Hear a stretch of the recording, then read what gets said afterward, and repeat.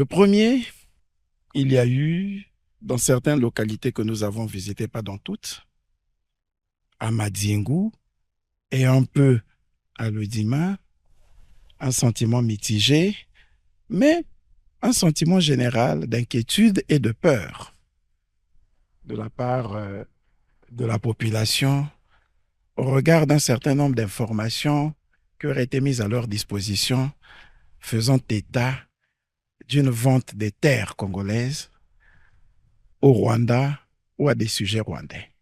Le deuxième fait constant à retenir, c'est que aucune terre, aucune partie de terre n'a fait l'objet de vente ou de cession sur toute l'étendue du territoire national et particulièrement dans les localités visitées. Et les populations s'en sont elles-mêmes rendues compte puisque de leurs témoignages, nous avons tous suivi que les populations n'ont reçu sur leur terre aucune délégation rwandaise. Le troisième fait constant à retenir, c'est que les localités que nous avons visitées ont fait l'objet d'autorisation provisoire d'occuper ou d'autorisation express d'occuper s'agissant de la localité de Massangi Ayama. Et malgré ces autorisations provisoires ou express, aucune activité n'a été entreprise pour la mise en œuvre de ces autorisations provisoires.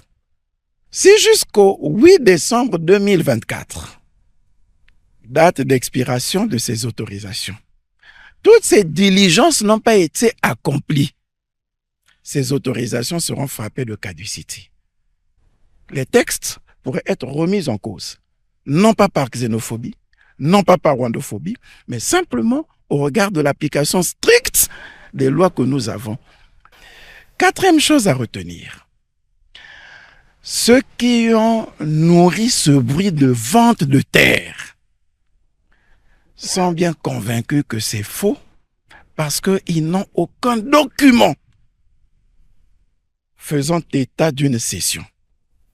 Les intellectuels, les politiques qui se sont lancés dans ce débat l'ont fait, et je peux me permettre de dire, à des fins purement politiciennes, parce que, ayant certainement voulu susciter la réaction des populations. La cinquième et dernière chose, c'est que, après tout cela, nous nous rendons compte que nous avons passé du temps à débattre d'un problème qui n'existe pas, au final, qui n'existe pas.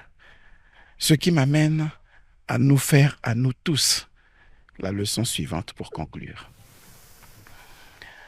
Assurons-nous d'abord du fait avant de nous inquiéter des effets ou de spéculer sur la cause.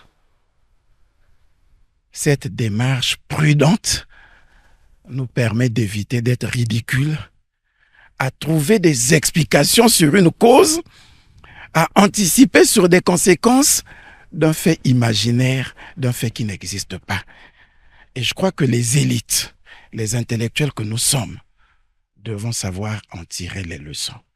Ce que nous venons de vivre avec cet épisode de l'affaire rwandaise, qui me semble finalement un faux débat, et si tant est que c'était un débat, fût-il vrai ou faux, il me semble être aujourd'hui un débat clos.